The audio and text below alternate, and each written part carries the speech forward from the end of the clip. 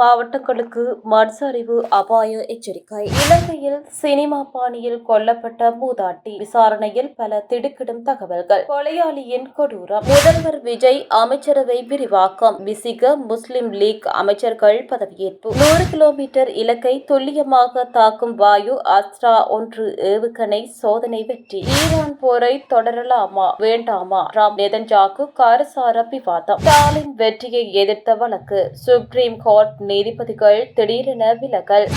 பாதுகாப்பு மத்தியில் மட்டக்களப்பில் 3 கடைகளில் திருட்டு. தன்னை காப்பாற்றுமாறு சிவாஜிலிங்கத்தின் உருக்கமான கோரிக்கை. கையெட்டி பவானி வீதி விடுவிப்பு தொடர்பிலான வழக்கு நீதிமன்றம் பிறப்பித்த உத்தரவு. 6 மாவட்டங்களுக்கு மண் சரிவு அபாய எச்சரிக்கை. பலத்த மழை காரணமாக 6 மாவட்டங்களுக்கு மண் சரிவு அபாய எச்சரிக்கை விடுக்கப்பட்டுள்ளது. கொழும்பு, கம்பகா, களுத்துறை, கேகாலை, நுவரெலியா மற்றும் இரத்தினபுரி ஆகிய மாவட்டங்களுக்கு மண் சரிவு அபாய எச்சரிக்கை விடுக்கப்பட்டுள்ளதாக தேசிய கட்டட ஆராய்ச்சி நிர்வாகம் தெரிவித்துள்ளது. அதற்கமைய கேகாலை மாவட்டத்தின் ஜட்டியாந்தோட்டை பிரதேச செயலக பிரிவுக்கும், நுவரெலியா மாவட்டத்தின் அம்பகமுவ பிரதேச செயலக பிரிவுக்கும், ரத்தினபுரி மாவட்டத்தின் எகலியகொட, நிவித்திகல மற்றும் தெலவான ஆகிய பிரதேச செயலக பிரிவுகளுக்கும் 1ஆம் நிலை மண் சரிவு அபாய எச்சரிக்கை விடுக்கப்பட்டுள்ளது. இதனிடையே கொழும்பு மாவட்டத்தின் சீதாவாக்க மற்றும் பாதுக்கு ஆகிய பிரதேச செயலக பிரிவுகளுக்கும், கம்பகா மாவட்டத்தின் அத்தனகல பிரதேச செயலக பிரிவுக்கும், களுத்துறை மாவட்டத்தின் இங்கிரிய மற்றும் பொலத்சிங்கல ஆகிய பிரதேச செயலக பிரிவுகளுக்கும், கேகாலை மாவட்டத்தின் ருவன்வெல்ல பிரதேச செயலக பிரிவு, ரத்தினபுரி மாவட்டத்தின் குறிவிட்ட அயக்கம மற்றும் வெல்மெடுள்ள ஆகிய பிரதேச செயலக பிரிவுகளுக்கும் 2ஆம் நிலை மண் சரிவு அபாய எச்சரிக்கை விடுக்கப்பட்டுள்ளது. அத்துடன் கேகாலை மாவட்டத்தின் தெகியோவிட்ட பிரதேச செயலக பிரிவுக்கும், ரத்தினபுரி மாவட்டத்தின் ரத்தினபுரி பிரதேச செயலக பிரிவுக்கும் 3ஆம் நிலைக்குரிய மண் சரிவு அபாய எச்சரிக்கை விடுக்கப்பட்டுள்ளதாக தேசிய கட்டட ஆராய்ச்சி நிர்வாகம் அறிவித்துள்ளது. இந்த நிலையில் மண் சரிவு ஏற்படுவதற்குரிய அறிகுறிகள் தென்படுமாயின் உடனடியாக குறித்த பகுதிகளில் இருந்து வெளியேறி துறைசார் அதிகாரிகளுக்கு அறிவிக்குமாறு பொதுமக்கள் அறிவுறுத்தப்பட்டுள்ளனர்.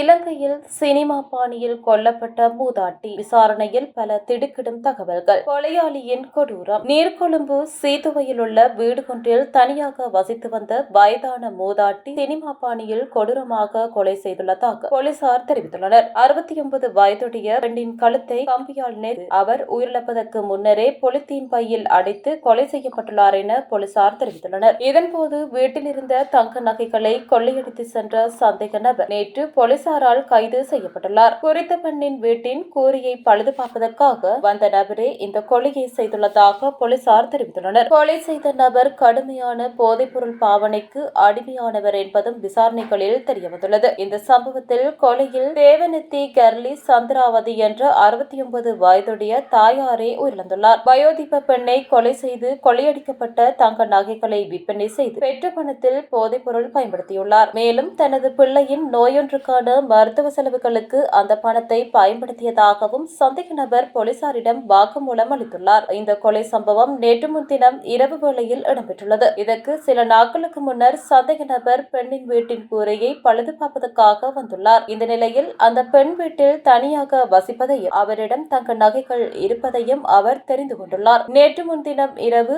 அவரது வீட்டுக்குள் நுழைந்த சந்தேக நபர் கம்பியால் அவரது கழுத்தை நெரித்துள்ளார். இதன்போது அந்த பெண் அலறியுள்ளார். அவர் அலறிக் கொண்டிருக்கும் போதே அவரை உயிருடன் பொலித்தீன் பையொன்றுக்குள் போட்டு அடைத்து அந்த பையை வீட்டின் ஒரு மூலையில் மறைத்து வைத்துள்ளார். பின்னர் வீட்டிலிருந்த சுமார் 1 லட்சம் ரூபாய் பெறுமதியான தங்க நகைகளை கொள்ளையடித்துக் கொண்டு சந்தேக நபர் தப்பியோடியுள்ளார். உயிருடன் பொலித்தீன் பைக்குள் அடைக்கப்பட்ட அந்த பெண் பின்னர் மூச்சு திணறி உயிரிழந்துள்ளார். குறித்த பெண்ணின் வீட்டு மின்விளக்குகள் பகல் வேளையில் எரிந்து கொண்டிருப்பதை அவதானித்த அயலவர்கள் அது குறித்து அவரது மகனுக்கு தெரிவித்துள்ளனர். வேறு வீட்டில் வசித்து வந்த மகன் வீட்டுக்கு வந்து சோதனையிட்ட போது பையொன்றில் அடைக்கப்பட்டு கொலை செய்யப்பட்டிருந்த தாயின் சடலத்தை கண்டு வீட்டை விட்டு ஓடியுள்ளார். சம்பவ இடத்துக்கு அழைக்கப்பட்ட போலீசார் சிசிடிவி கேமரா காட்சிகள் மூலம் வீட்டுக்கு வந்த நபரை அடையாளம் கண்டுள்ளனர். அவரை கைது செய்து விசாரணை நடத்தியதில் கொலை தொடர்பான தகவல்கள் வெளியாகியுள்ளன. முதல்வர் விஜய் அமைச்சரவை விரிவாக்கம். விசிக முஸ்லிம் லீக் அமைச்சர்கள் பதவியேற்பு. முதல்வர் விஜய் தலைமையிலான அமைச்சரவை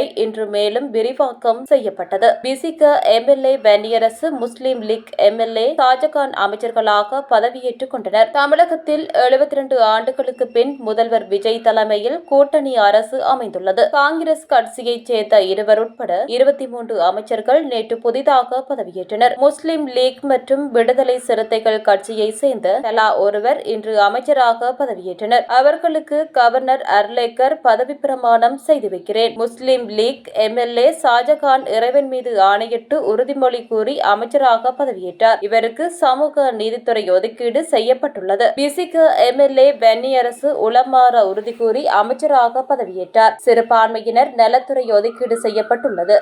100 கிலோமீட்டர் இலக்கை துல்லியமாக தாக்கும் வாயு அஸ்த்ரா 1 ஏவுகணை சோதனை வெற்றி. உள்நாட்டிலேயே தயாரிக்கப்பட்ட வாயு அஸ்த்ரா 1 ஏவுகணை சோதனையை புனேவை சேர்ந்த பாதுகாப்பு தொழில்நுட்ப நிறுவனமான நிபே லிமிடெட் வெற்றிகரமாக செய்து முடித்தது. இது இந்திய ராணுவத்தின் பயன்பாட்டுக்காக வழங்கப்பட இருக்கிறது. ராஜஸ்தானில் நடத்தப்பட்ட இந்த சோதனையில் 10 கிலோ எடை கொண்ட ஏவுகணை சுமார் 100 கிலோமீட்டர் பறந்து சென்று இலக்கை துல்லியமாக தாக்கி அளித்துள்ளது. சோதனையின் போது தாக்குதலை நடுவிலேயே ரத்து செய்யவும் மீண்டும் திருப்பி தாக்கும் திறன்களை கொண்டுள்ளது. தரை கட்டுப்பாட்டு நிலையத்திலிருந்து 70 கிலோமீட்டர் தொலைவில் உள்ள மற்றொரு முன்கள கட்டுப்பாட்டு பிரிவுக்கு ஏவுகணையின் செயல்பாட்டு கட்டுப்பாட்டை மாற்றும் திறன் வெற்றிகரமாக சோதனை செய்யப்பட்டது. உத்தரகண்டின் யோகிமத் பகுதியில் ஏவுகணையின் தொழில்நுட்ப மற்றும் உயர்மலை பகுதி சோதனைகள் நடத்தப்பட்டன. 14,000 அடிக்கும் அதிகமான உயரத்தில் 90 நிமிடங்களுக்கு மேலாக தொடர்ந்து பறந்து ஏவுகணையின் நீண்ட நேர திறன் சோதனை செய்து பார்க்கப்பட்டது. முக்கியமாக இலக்கை துல்லியமாக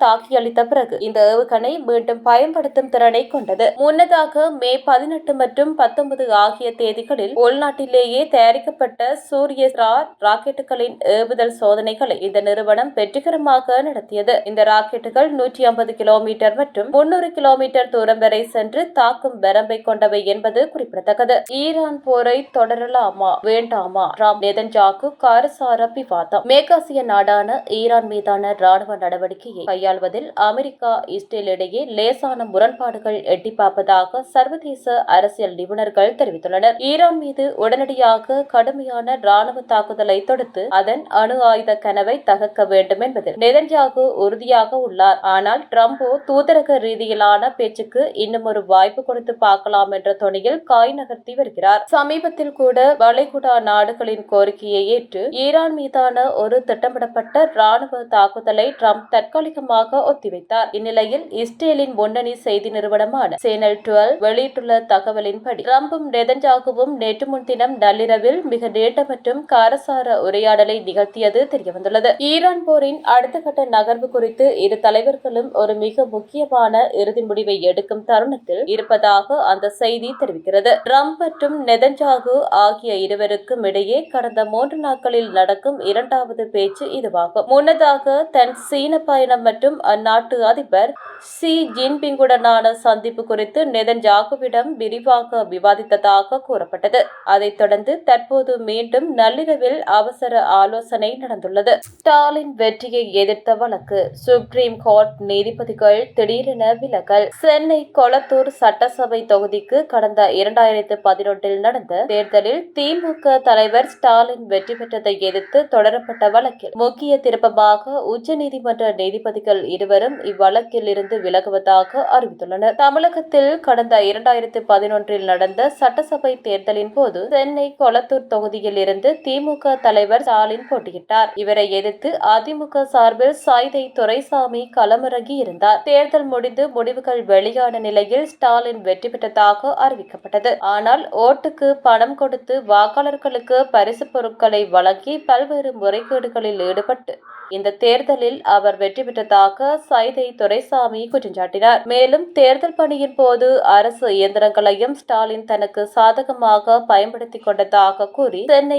உயர்நீதிமன்றத்தில் சாய்தை துரைசாமி வழக்கு தொடர்ந்தார். இந்த வழக்கை சென்னை உயர்நீதிமன்றம் தள்ளுபடி செய்த நிலையில் உச்சநீதிமன்றத்தில் மேல்முறையீடு செய்யப்பட்டது. பல ஆண்டுகளாக நிலுவையில் இருந்த இவ்வழக்கு விசாரணை இந்த ஆண்டு பிப்ரவரி முதல் மீண்டும் சூடுபிடித்தது. உச்சநீதிமன்றத்தில் விசாரணை நடந்தபோது தேர்தல் வெற்றிக்காக ஸ்டாலின் தரப்பில் மேற்கொள்ளப்பட்ட முறைகேடுகளை சாய்தை துரைசாமி தரப்பில் விரிவாக முன்வைக்கப்பட்டது. அதேபோல் இந்த குற்றச்சாட்டுகளுக்கு மறுப்பு தெரிவித்து ஸ்டாலின் தரப்பில் வாதங்கள் முன்வைக்கப்பட்டன. வழக்கின் இறுதி தீர்ப்பை உச்சநீதிமன்ற நீதிபதிகள் ஜே.கே. மகேஸ்வரி மற்றும் விஜய் பிஸ்னோய் அடங்கிய அமர்வு கடந்த பிப்ரவரி 19 ஒத்திவைத்தது. இந்நிலையில் புதிய திருப்பமாக இவ்வழக்கு விசாரணையில் இருந்து விலகுவதாக நீதிபதிகள் ஜே.கே. மகேஸ்வரியும் விஜய் பிஸ்னோயும் அதிரடியாக அறிவித்துள்ளனர். இதுகுறித்து இரு பக்கங்கள் கொண்ட அதிகாரப்பூர்வ உத்தரவையும் அவர்கள் வெளியிட்டுள்ளனர். அதில் நாங்கள் இருவரும் அல்லாத வேறொரு புதிய அமர்வு முன் உச்சநீதிமன்ற தலைமை நீதிபதி உத்தரவின் பேரில் இந்த வழக்கு மீண்டும் பட்டியலிடப்படும் என தெரிவித்துள்ளனர். மேலும் இவ்வழக்கிலிருந்து விலகுவதற்கான காரணங்களை நீதிபதிகள் அந்த உத்தரவில் விவரிக்கவில்லை. வரும் ஜூன் 28ஆம் தேதியுடன் நீதிபதி ஜே.கே. மகேஸ்வரி பணியில் இருந்து ஓய்வு பெறுகிறார்.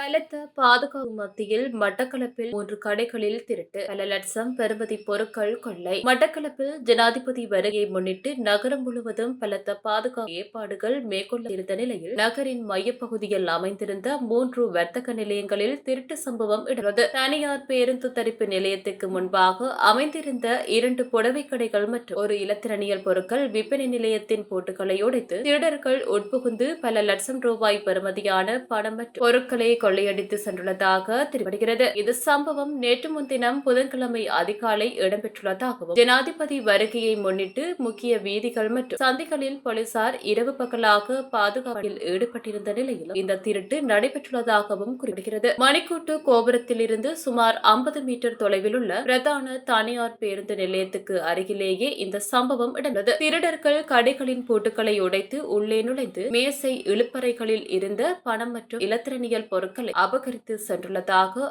ஆரம்பகட்ட விசாரணைகளில் தெரியவுள்ளது. சம்பவம் தொடர்பான மேலதிக விசாரணைகளை மட்டக்களப்பு தலைமையக போலீசார் மேற்கொண்டு வருகின்றனர். தன்னை காப்பாற்றுமாறு சிவாஜிலிங்கத்தின் உருக்கமான கோரிக்கை. முன்னாள் பாராளுமன்ற உறுப்பினரும் வெல்வெட்டித்துறை நகர பிதாவுமான எம்.கே. சிவாஜிலிங்கம் தனது சிறுநீரக மாற்று சிகிச்சைக்கான நிதியுதவியை பொதுமக்களிடம் கோரியுள்ளார். தங்களால் இயன்றளவில் நிதியுதவியை தந்து தனது உயிரை காக்க உதவுமாறு உருக்கமான கோரிக்கையை ஊடகங்கள் ஊடாக முன்னார். தையெட்டி பவானி வீதி விடுவிப்பு தொடர்பிலான வழக்கு நீதிமன்றம் பிறப்பித்த உத்தரவு. தையெட்டியில் சட்டவிரோத விகாரை அமைந்துள்ள காணிக்குள் கையகப்படுத்தப்பட்டுள்ள பிரதேச சபையில் சொந்தமான வீதியினை மீட்கும் நடவடிக்கையை பிரதேச சபை கைவிட வேண்டும் என பலாலி போலீசார் மெல்லாகம் நீதவான் நீதிமன்றில் தாக்கல் செய்த வழக்கிற்கான கட்டளை எதிர்வரும் ஜூன் மாதம் 25ஆம் தேதி வழங்கப்படும் என நீதிமன்றம் திகதியிட்டுள்ளது. குறித்த கட்டளை இன்றைய தினம் வழங்கப்படும் என கடந்த 11ஆம் தேதி மன்று திகதியிட்டிருந்த நிலை இன்றைய தினம் வழக்கு எடுத்துக் கொள்ளப்பட்ட போது கட்டளை ஜூன் மாதம் 25ஆம் தேதி வழங்கப்படும் என மன்று திகதியிட்டுள்ளது. தையிட்டி சட்டவிரோத விகாரை அமைந்துள்ள பகுதிக்குள் வெளி வடக்கு பிரதேச சபைக்கு சொந்தமான பவானி வீதி காண்கிறது. குறித்த வீதியினை விடுவிக்கும் நோக்குடன் கடந்த ஏப்ரல் மாதம் 28ஆம் தேதி வீதி அளவீடு செய்யப்பட்டது. அதனை அடுத்து குறித்த வீதியை மறித்து